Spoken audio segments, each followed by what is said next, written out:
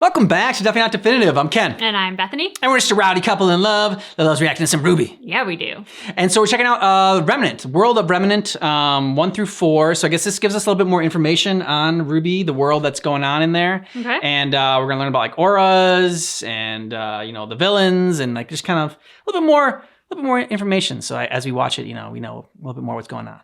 Okay. So this is recommended to us by the community, and we take your recommendations. So we want to get the best RWBY experience possible. So definitely 1 through 4, I heard that this was good without any spoilers or anything before we get into season 2. Building the anticipation on season 2. Mm-hmm.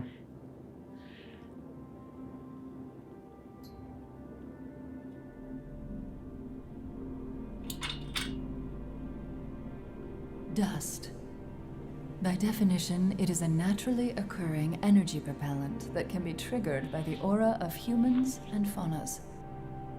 But in reality, it is much, much more. Found in 4 basic forms, dust can be combined both artificially and naturally to form new, stronger types, each with unique properties. Since its discovery, man has concocted a multitude of ways in which to harness the powers of these mysterious crystals.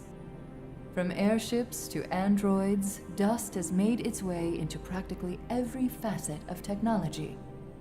Some prefer to use dust in its raw form, elegant yet destructive.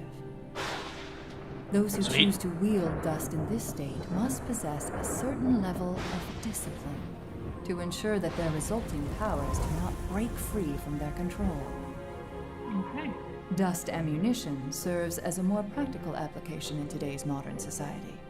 With the technological advancements in weapon design, warriors need simply choose the right cartridge for the job and pull the trigger. While this has become the standard method of use, it is not uncommon to find individuals still practicing more archaic forms of dust manipulation, such as weaving it into clothing, or even fusing it directly with their own bodies. Whoa. That's cool. Despite working, fighting, and even turning a profit with it, humanity has still yet to understand how dust came to be. And more importantly, how their involvement with dust will ultimately change the world of Remnant. That makes me think of Weiss's weapon, where she like changes the different things that she has, the different kind of dust things that she has. Yep.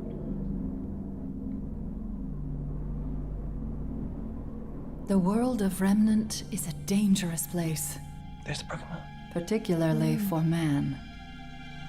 In the countless years that humanity has roamed the planet, civilizations have grown and fallen. But 4 have withstood the test of time. Atlas, Mistral, Vacuo, Vale. These 4 kingdoms, with the help of natural barriers and human tenacity, have proven that they have the will to survive. Each kingdom has a governing council to represent the people and their needs.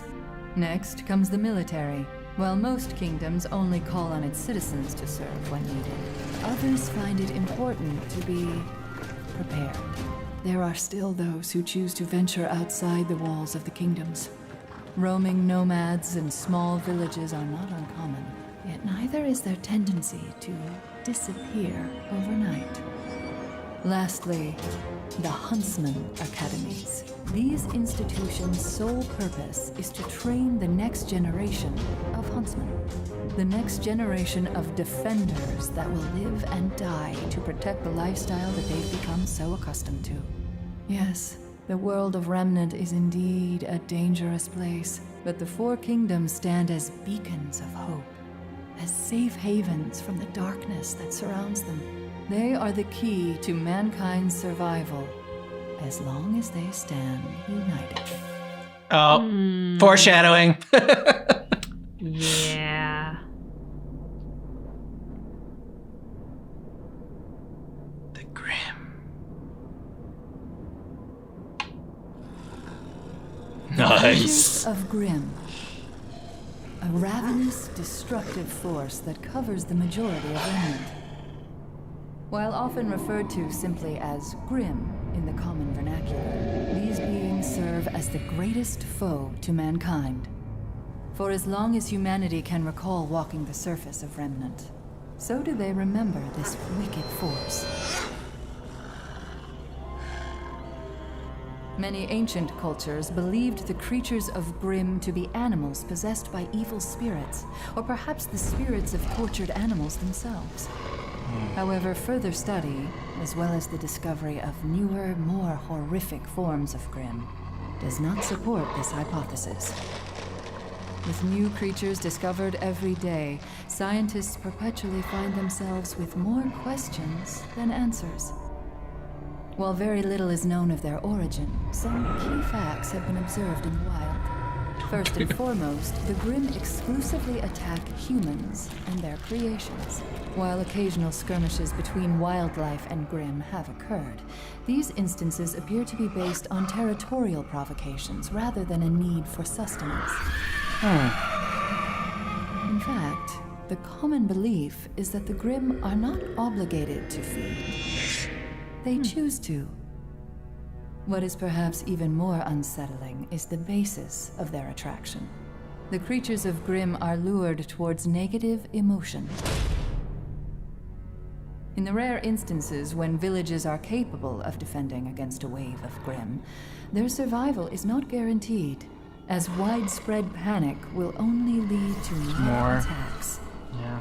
Little else is known about the creatures of Grimm. Keeping them in captivity has proven to be an understandably difficult task, as the creatures tend to either die or kill those who imprisoned them in the first place. To further complicate study, the corpse of a Grimm will only remain for a short period of time before completely evaporating. Those who hunt the beasts for sport find this particularly upsetting, but manage to get by with cheap taxidermic recreations and bombastic storytelling. Although the creatures of Grimm appear mindless, more delicate observation has proven contradictory. It has been noted that while younger Grimm tend to be more reckless, older Grimm, who have managed to survive their battles, have the tendency to learn from their experience and will exercise caution in the future. This perverse form of self-preservation allows the creatures to become more effective killers. And in the end, killing is all that matters. Oh. Okay. Sleep well. Yeah.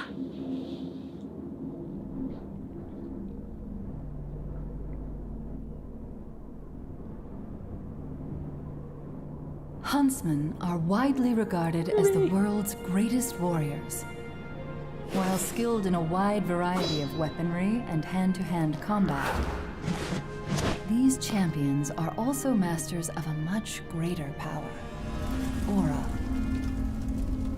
Aura is a manifestation of the soul, a life force that runs through every living creature on Remnant, whether they are a meager shopkeep or a renowned knight.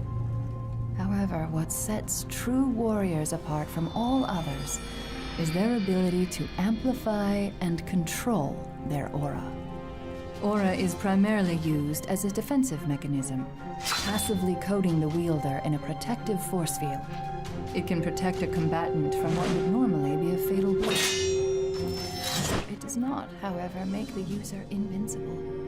As they receive more and more damage, their aura reserve will deplete. If this happens, all a fighter will be left with is his resolve. Fortunately, when a fight turns gruesome, a warrior can also rely on their aura in a different manner. Semblance is a term used to describe the projection of aura into a more tangible form. For some, this could be the ability to control objects with telekinesis. For others, it could mean superhuman strength. The power associated with a wielder's semblance is completely unique. With enough training and focus, a user's aura can turn them into something much more than just a man. So learn a little bit more about the world and what's going on here, and you know, I mean, because like they touched on aura and Grimm and everything, but this just dives a little bit more deeper into it. So when we're watching, we can kind of like have this kind of in the back of our mind.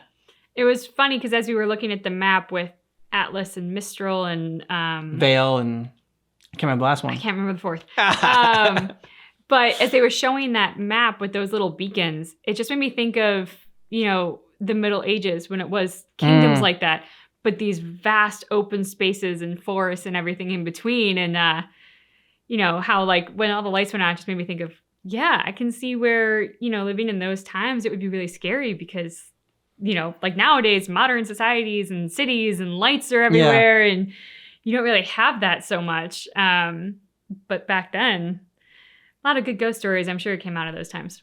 See, this one, I don't know, for some reason, it just had me thinking about more like video games and like this was like kind of explaining like how the game works and like, you know, how you can use your aura and like, you know, each person has a different kind of aura and, you know, you can unlock certain abilities and you can protect yourself and it can protect you from a critical hit. And so like those are just things that were going through my mind. Like, and the map was kind of looked like, you know, I don't know, reminded me of like Skyrim or something like that. Like, you know, a map of different like places where you can go. So that was just kind of what was running through my mind when I was watching these. Yeah, I can see that. You'll let us know what you thought about these down below in the comments. And if there's anything that you think that maybe needs a little bit more explanation as far as, you know, what we watched so far. Obviously don't know spoilers for what's to come ahead in volume 2. Looking forward to finally getting into that and diving into that. And if you want early ad-free access to all of our RWBY reactions, go ahead and check out the description of this video. We got a playlist there for you and a link to our Patreon. So go ahead and check that out. Thanks so much for checking out our reaction for RWBY World of Remnants, episodes 1 through 4, but just keep in mind that our reaction is definitely not definitive.